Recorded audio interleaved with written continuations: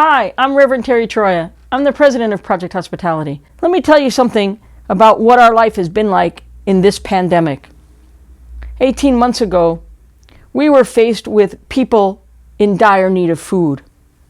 Senior citizens locked down in their house, afraid to come out of their apartments because they might get the virus and die. People couldn't go shopping. People were unemployed and not working. Their jobs ended suddenly as our city and our nation shut down. People needed food to put on their tables, food to give their kids. Schools were closed, and at the very beginning, there was no meal for families who had children in school, and now there was a double burden at home. We had farms that closed down, and so we couldn't depend on basic needs like rice for people. And so we turned to our neighbors and asked for their help. The people that gave us the food, that put food on the table of all these Staten Island families we served, more than 4.2 million meals in 2020, were the great social institutions of Food Bank New York City and City Harvest. Come the holiday time of that year in 2020, we did not know how we were going to handle a holiday season without giving holiday meals to those who were most in need, to the homeless people on the streets who expected to come to our soup kitchen for Thanksgiving dinner or for Christmas dinner. How were we going to get baskets to families in need when people were afraid to go to people's apartments or knock on people's doors, not knowing if they were going to encounter the virus at the point that they gave their food? I even remember the first few times that I delivered food. I delivered meals to a hotel on Staten Island where people were locked down because they had COVID and were contagious. And I was bringing them their breakfast and their lunch because the city didn't have time to organize their meals in the first few weeks that we were able to find quarantine safe rooms for people with the virus. I remember what it was like to go to somebody's house in Dungan Hills who had the virus and who was 8 months pregnant and with another little child, and to bring that box of food all the way up to her door place and then leave it there and back away as she opened the door and came out to receive that food. We want to thank today a group of very ingenious Staten Islanders.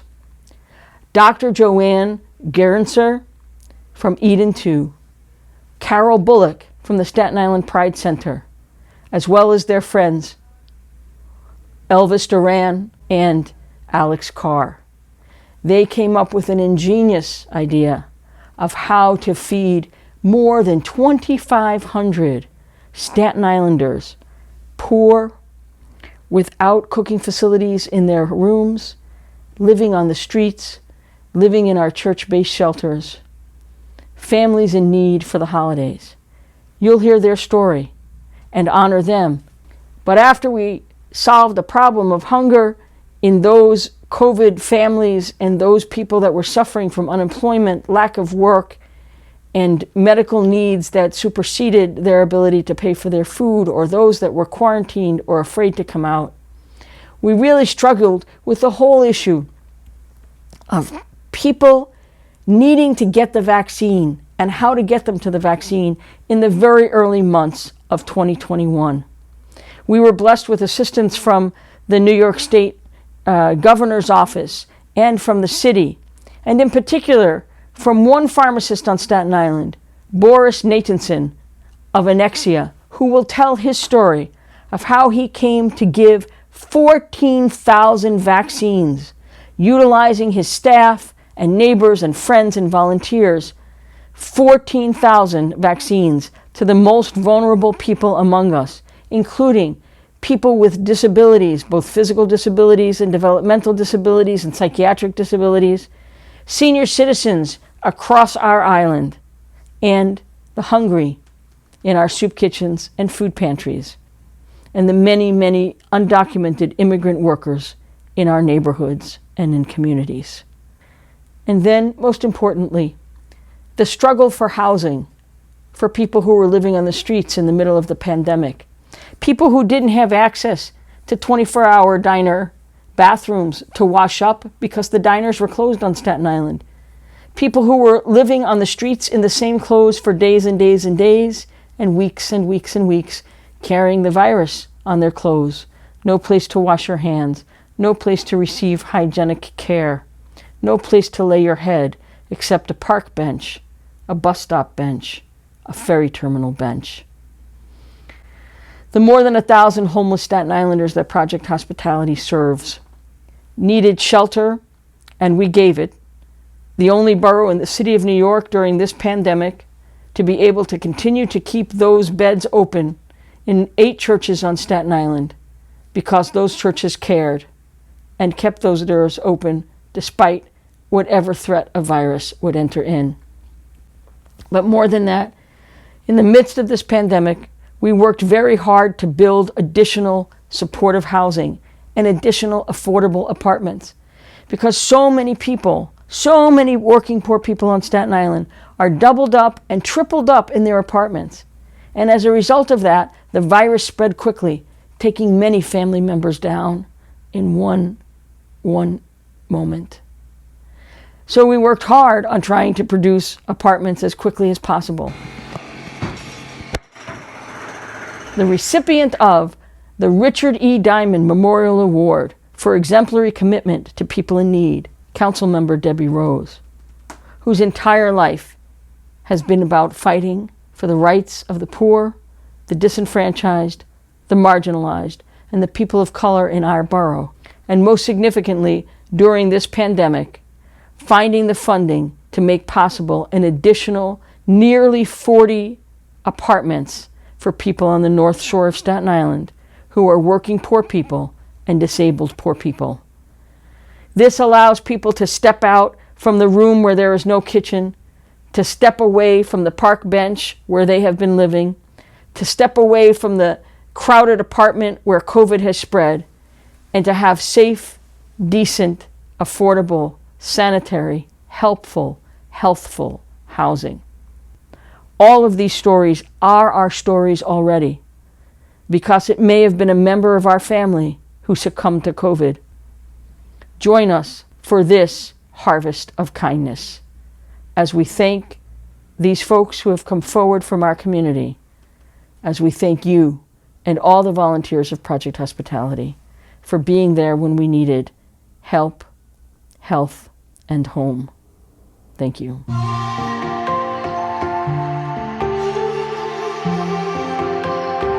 Being myself, as Nate's Pharmacy, we were here for many years, almost 20 years. We've always been in the community, always giving back, doing health events, health care events. Who's going to vaccinate Staten Island? And who's going to vaccinate the vulnerable, the people that we service on a daily basis? And so I got on the phone and I started calling, and I called the governor's office, the mayor's office. It was crazy. Actually, the times when I started making those calls was right before New Year's. So and I remember, like, everybody reminds me of this. It's like a joke in my house now that when everyone was getting ready, getting dressed, makeup, this, that, I was sitting on the couch, like, just and calling. Finally, someone from the Department of Health reached out and said, we can allocate some vaccine to you guys. So right away I got the freezer, I got all the equipment, all the the thermometers and the special thermometers that checks and texts you when what the temperatures are and everything. We got all that set up. We got the vaccine, and the best part is that my employees who are amazing, and they've always been amazing, stepped up like it was almost like it was second nature. So they didn't have to do this. This is a virus that's killing people, and now here I am. I'm telling them to go in front of them and in front of people that might have it, and vaccinate and be in front of more people. When people are all shying away and trying to get away from people, they actually stepped up and went in front of people to vaccinate to help the communities. So we did it from going to people's houses to going to facilities, setting up the JCC, setting up the Central, Port Avenue, and then having a lot of facilities also come to our pharmacy, and so it was just a great for the terrible and disaster of a situation, the outcome of we vaccinated approximately, I want to say 14,000 people. And, you know, and we've been in touch with most of them through either our group homes or through our facilities. And, you know, thank God everyone's safe and healthy. And it was a great outcome to obviously a terrible situation that the world was in. God gave us X amount of mitzvahs that you have to do, 613. And so there's all different ones. You could pick whatever each one you want. And so we try to do those good deeds.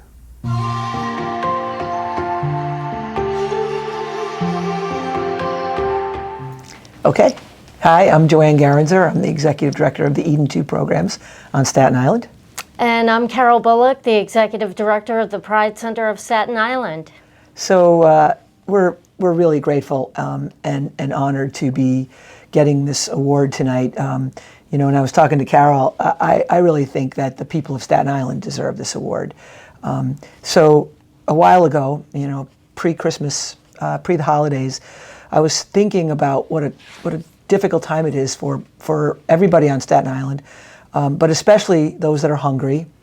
And in the past, we would ask restaurants to make donations, and then I was thinking they're struggling equally hard. So I had this thought that what if we asked Staten Islanders to buy food from local restaurants, buy meals, and then we could have those meals be delivered to people who were hungry, people who needed food, especially during the holiday season. So I thought, well, I want to do this, but it could be really challenging. So I kicked it over to my friend and colleague, Carol Bullock. Yeah, and I was in right away. I just thought what a great idea to get the entire community involved in helping those in need during the holidays. So we began the project, and we thought, okay, what we'll do is we'll reach out to the restaurants and we'll say, listen, we're not asking you for donations this year. We're going to support you. We're going to ask that you prepare a meal menu for us that we're going to push out on social media so that we can get Staten Islanders to support Staten Islanders who are in need at this holiday season. So we started knocking on restaurant doors and asking them to participate, and everybody was in pretty much right away. Yeah, and to Joanne's point, the restaurants prior to the pandemic have treated the not-for-profits really amazing. So when we thought about this, we just thought it was a win for people in need as well as the restaurants and the employees there. So they were in, they loved the idea, and we started to get Staten Islanders involved in this project. We had people calling and ordering meals from all over the country, and it was really starting to take off. And then, of course, we got a phone call from our friends. Alex Carr and Elvis Duran, and they asked how they could help. And they actually proposed the idea that for every meal purchased, they would match up to $50,000. That was crazy for us, and we just thought, oh my gosh, social media just took off from there, and it was incredible. So we had, the other thing we realized was we're not going to be able to manage finding all the people that need this, so we had to reach out to our friend Terry Troy at Project Hospitality, because we knew that they knew where everybody was, and especially this time during the middle of this pandemic, because typically they're providing all these meals, but people don't want to go and gather in large settings. So this worked out well because we were going to deliver meals to people's homes. People were going to actually have a family meal on Christmas Eve. And so we had over 40 restaurants participating. We ended up feeding almost 3,500 people because it was so successful that we were able to do Christmas Eve and New Year's Eve. You know, the interesting thing too, and I'll tell you a quick little story, was someone I had never even met before reached out to me through social media. We ended up having a conversation, and she just wanted to help Staten Islanders so much that she had people, to Joanne's point, people from all over the country contributing whatever they could, even if it was $5. And she took that bucket of money and then distributed that to several restaurants. So it was just an incredible project that thankfully Staten Islanders really stood behind and went for. Through the project, we raised almost $90,000. Yeah, and so remember, these meals were being delivered on Christmas Eve and New Year's Eve. That's typically a holiday for people, right? They're home enjoying, but the restaurants and the people at Project Hospitality were amazing. Getting these meals delivered out to all these families, ensuring that they got a hot meal on Christmas Eve and on New Year's Eve. So it was great. We really, again, feel like this recognition and honor should go to the people of Staten Island and to people all over the country who bought meals because it was a win-win, like Carol said, for the restaurants and for the people who needed meals on these holidays. So thank you very much, and thank you to Terry Troya, Project Hospitality. They've really handled a lot of deliveries and food distribution, which was a logistical challenge. Let's just put it that way, but went down really, really well. And thank you again to the Staten Island community for really getting behind this project. And just one last thing, we went to a lot of the restaurants to help pick up some of the meals, and honestly, these restaurants, they went all out. They just don't know how to not give, because we kept saying this is for you to actually be able to make some money, but they went all out. These meals, people had great meals Christmas Eve and New Year's Eve. So again, we're really grateful for this recognition. We also want to again thank Alex and Elvis for helping really turn this into a very successful event, and hopefully we'll do it again. Thank you. What an honor it is to be honored with this. Thank you, Project Hospitality. You know, when we got the call about the Staten Islanders for Staten Island Project, Alex and I looked at each other, we went, what a great idea. Not only are there so many Staten Island families that are in need of food on the table during the holidays, but all our friends and all our favorite restaurants in the New York area are on Staten Island, and they needed support too. So what happened? We all got together. We figured out how to serve up 3,500 meals. Wow. And support all of our friends at over 40 restaurants. That is incredible. Those are great numbers. That's great numbers. And the funny thing is, when I first heard about this through Carol and Joanne, I looked at Elvis, I said, hey, we got to get involved. And so we did. And that's what Staten Island's about. We love our community. We love Staten Island, and we're always there to help each other out. You know, just look at after Hurricane Sandy, how Staten Island was so strong and neighbors helped each other, and we all came together, and it's all about helping, you know, our community. And I remember as a kid, my grandmother Emily, she was a staple on Staten Island. She owned local bars for over 40 years. And one of her last bars was Emily's Keyboard on Forest Avenue. And when I was a little kid, we would have family dinners during the holiday season, and Christmas, she would make extra trays of food. And after having dinner with her family, she would pack up in the car all the extra trays of food and go to her business, her bar on Forest Avenue, and serve everybody that was there that didn't have a place to go for the holidays. And that's what Staten Island's about. We're all there to look after each other and help each other out. And I'm so happy to receive this award. Thank you. And I think we should dedicate this to your grandmother, Emily. Love you, Grandma. In your memory.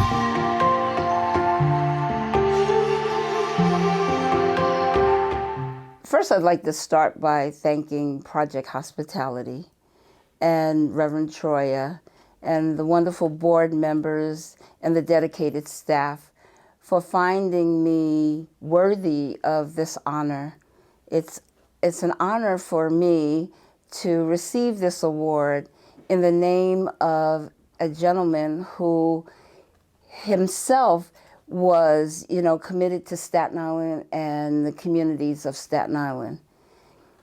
I do this because I love Staten Island, and specifically the North Shore. My family, my mom instilled in us a sense of giving back and helping. My mom was, in fact, a charter member, a founding member of the Staten Island section for the National Council of Negro Women. And many of our Saturdays, my sister and I's Saturdays, were spent sitting in the room listening to these ladies talk about the problems in the community and how they could go about making a difference. And through that group, I was able to meet the borough president, and I asked him why a park that was in West Brighton that was named after the first African American that was killed in Vietnam, why it was just a dust bowl. There was nothing there. And I thought it was disrespectful, and I thought it just was glaring that a park in our community would not have any kind of amenities. And the borough president told me that that was not his job, that it was the community board's job. And so I asked him what was the community board. He told me, and I asked him if he would appoint me to the board. And that really was the beginning of my hands-on work in trying to make the North Shore a better place for everyone. And from there, I decided that, wow, if I can make a difference in this small population, what would it be like to be able to make a difference in, the total North Shore? So I decided to run for city council. I think everybody knows my story. I was determined that I was going to run for the third time. And I really felt empowered because Barack Obama had been elected the year before. And that really inspired me to run for that third time. And I not only won, but I won in big numbers. My whole purpose was to just improve the quality of life in the North Shore. Staten Island still, for me, has a lot of work to be done. Not a day goes by that we don't get some kind of call for housing.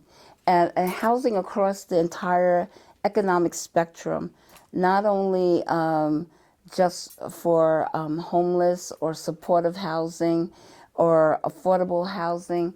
We also get calls about families who are losing their homes to foreclosures, liens, the fact that our seniors have nowhere to age in place, that our seniors have to leave the communities that they live most of their lives in, and our homeless. Our homeless, people try to treat them like they're invisible, but they are everywhere.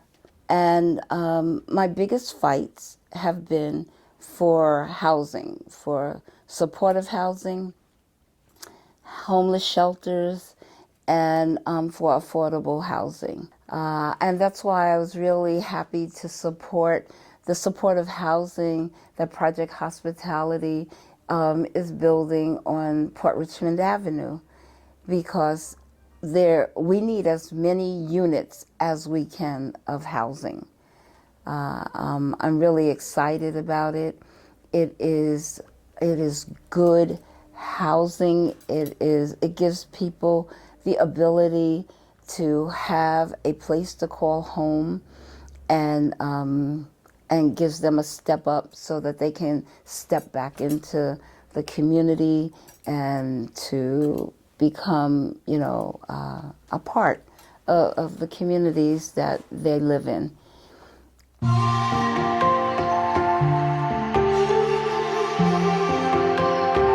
Tremendous thanks to Councilwoman Debbie Rose for her commitment and for her believing in housing for the North Shore and bringing this to fruition for us. I think the culmination of the work that Project Hospitality does is to eventually bring people home. The key to ending homelessness is housing. And the ability to give 48 individuals the opportunity to lay their head safely, comfortably in a new home. And we're going to be able to do that in March of 2022 when we open Castleton Housing.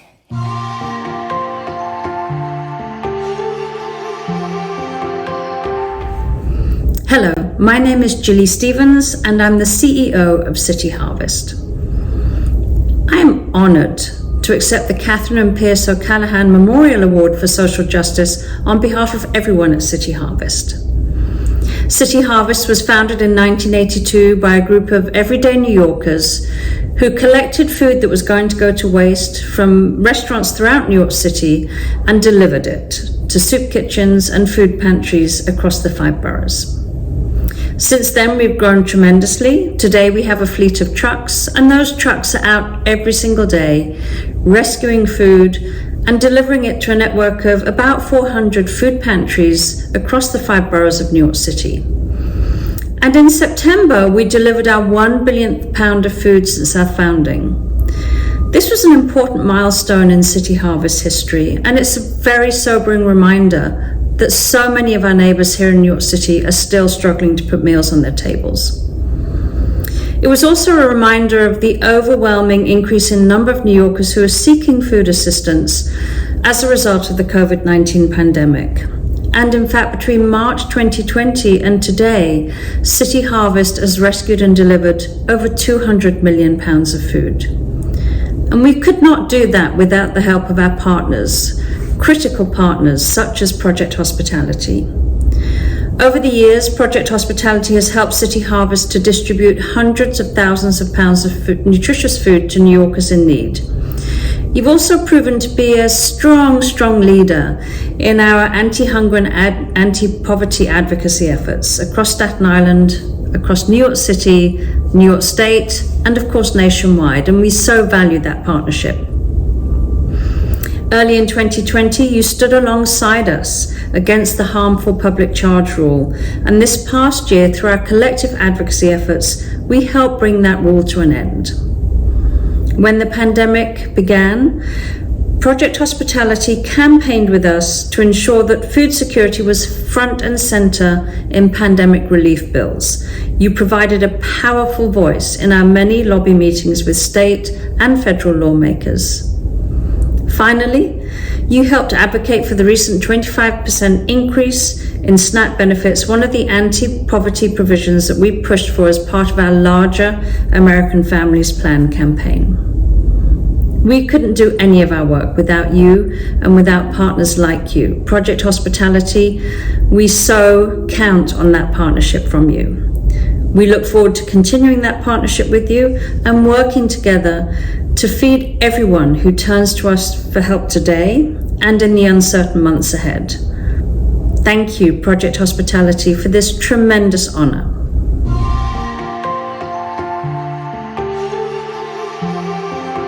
Everyone, my name is Anita Tisdale, and I'm the Senior Director of Member Engagement at Food Bank for New York City. First off, I want to say a big thank you for this award. On behalf of our entire organization, we are honored to be here and accept the award alongside City Harvest at this year's Project Hospitality Harvest Gala. Just like you, Food Bank has been working hard to feed New Yorkers in need. And since the pandemic, we have worked harder than ever. But it's important to know that we can't do what we do without you. We have been partners in this fight for a long time. Project Hospitality is a long-standing member of the Food Bank Network, and we have seen your commitment to Staten Islanders. At the height of the COVID-19 pandemic, we became a community response partner as a part of Food Bank's emergency response efforts. We saw you jump into action by extending your hours and mobilizing home deliveries for those that could not leave their home. Even your CEO worked 16 hours a day, driving a box truck around the island, making deliveries herself. We've seen your team stretch and ensure that they are doing everything possible to get food to those who need it, especially fresh produce. Here's the proof. Project Hospitality currently runs 2 food pantries, 1 soup kitchen, and a mobile pantry on Staten Island. And that mobile pantry goes to 15 different sites. And this doesn't include some of the satellite sites and organizations that Project Hospitality has helped to build and establish across the island. We also love that you really make it a point to go beyond food as an organization to ensure that you're helping your neighbors build a better future for them and for their families. Whether this is by providing tax services and helping your clients with SNAP and other support and services so that they can access public benefits, there is always a commitment that we've seen from Project Hospitality's leadership and staff to ensure that those on Staten Island have the resources they need. Again, we thank you so very much for this honor. On behalf of our entire team at Food Bank for New York City, we appreciate it, and we appreciate you. Thank you. Good evening. My name is Reverend Janet Jones, the chair of the Board of Directors of Project Hospitality.